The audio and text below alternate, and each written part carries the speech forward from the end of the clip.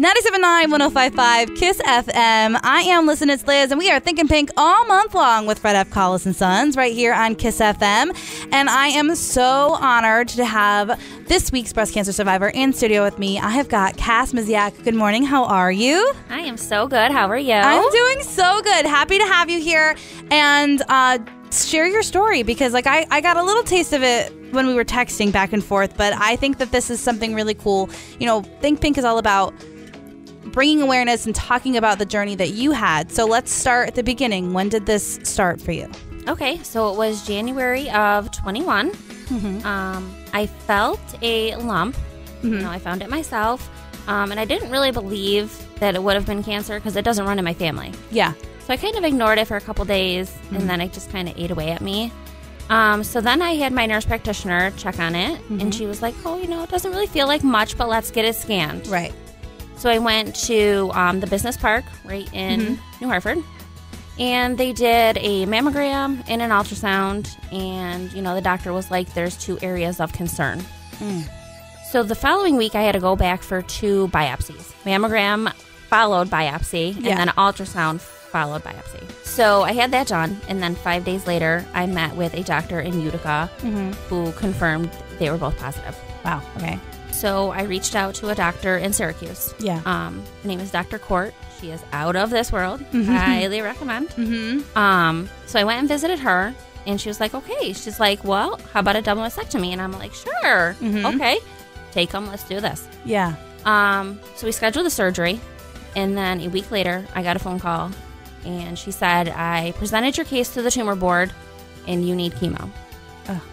So then my world came crashing down, and all I could think about was my hair. Yeah. So that's when I called the UK.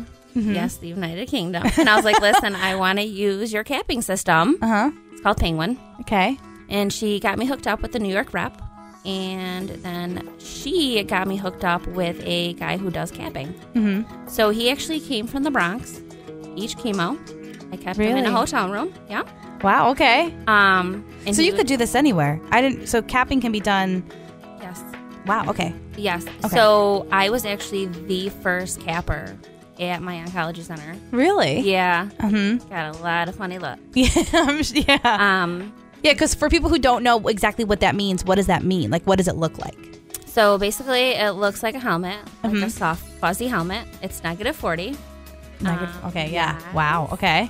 It stays, so he brings like a couple of them, and they stay on dry ice. They stay really nice and cold, and it freezes your hair follicles. Okay. Everyone gets a different turnout. I had a great turnout. I did lose, like, by my ears, but I was able to hide it. Because I did keep my cancer a secret from January to September. A secret? Yes. For that long? For that long. That's very impressive. You could keep a secret like that long. Yeah, it was kind of difficult. Because that's like your entire life at that point, right? Yeah. Wow. Okay. So keeping my hair, I was able to keep it a secret. Yeah. You know, just close family and my 2 close friends. Right. So then I did 4 rounds of chemo, and I worked right up until after my second chemo. We found out my foot was broken. Yep. Okay. Yeah, when it rains, it pours. Yeah. Right. So we didn't even know it was broken. So I actually got this really big bubble on top of my foot, and it was fluid. And then they did an MRI, and they're like, your second metatarsal is cracked in half. And I was like, perfect. Why not? Right. You know. Yes. I'll add it to it. You know. Add to the list. Yes. Okay. So I ended up in a boot for 5 months. It did not want to heal. No. It was terrible. Oh no. But it was quite the journey. Yeah. My kids were 4 and 6 at the time. And obviously, I'm not going to sit down and have a conversation about cancer with my kids. Right. So I did do a journal from the very start to the very end. Yeah. And I will pass that down to them, one day. Yeah. So that is kind of how I, decided to tell my story to my kids when they're old enough. Yeah. I think their brain is too innocent. Right now. Yeah. Yeah. I also did a photo shoot in May of 21 when I finished chemo.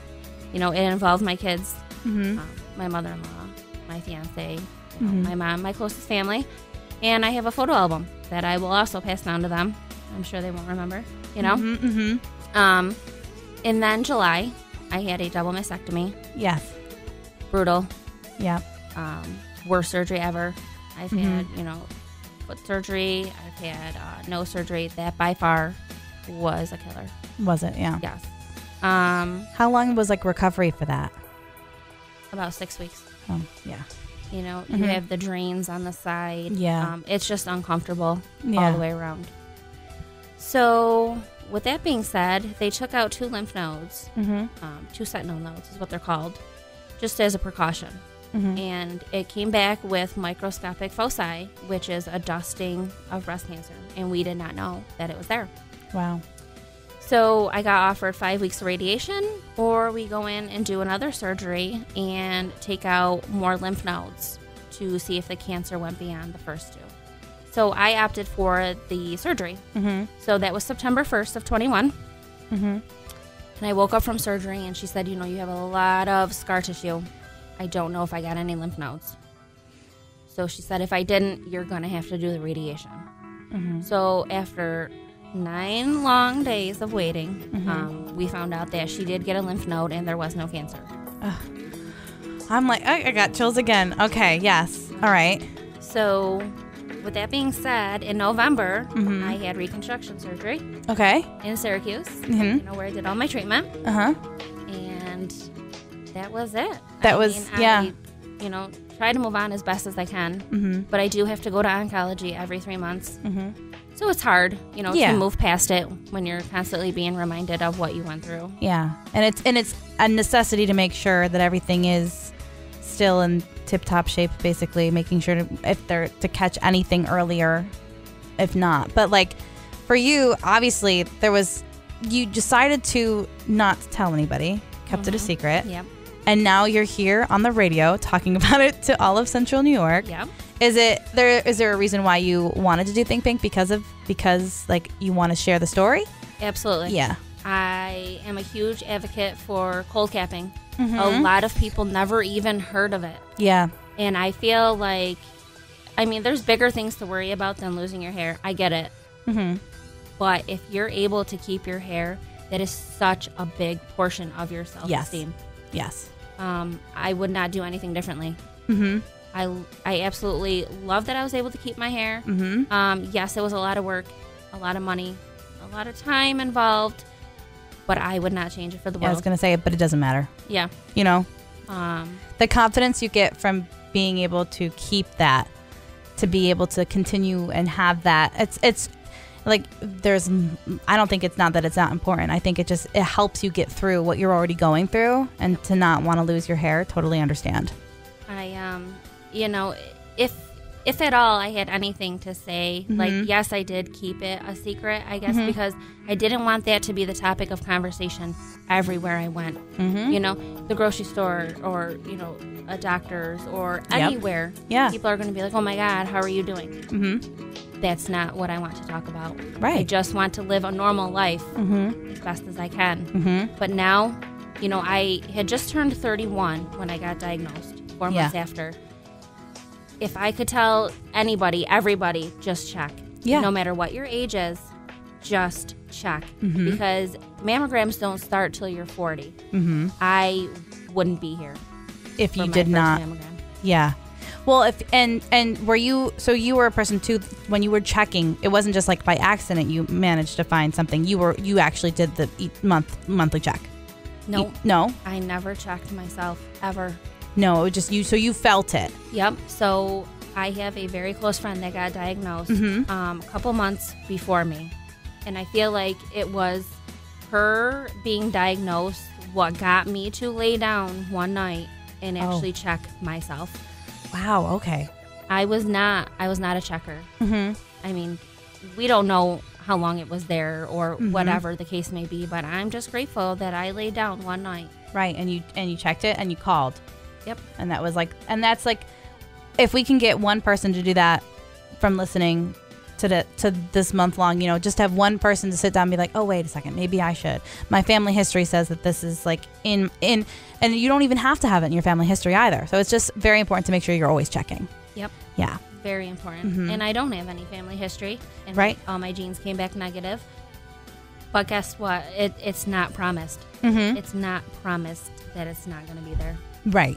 And if you are sitting here listening to us right now and you're thinking, wow, maybe I should call. And like you said, age, don't wait until you're 40. It's like if you feel something, make sure you're calling. Absolutely. Yeah.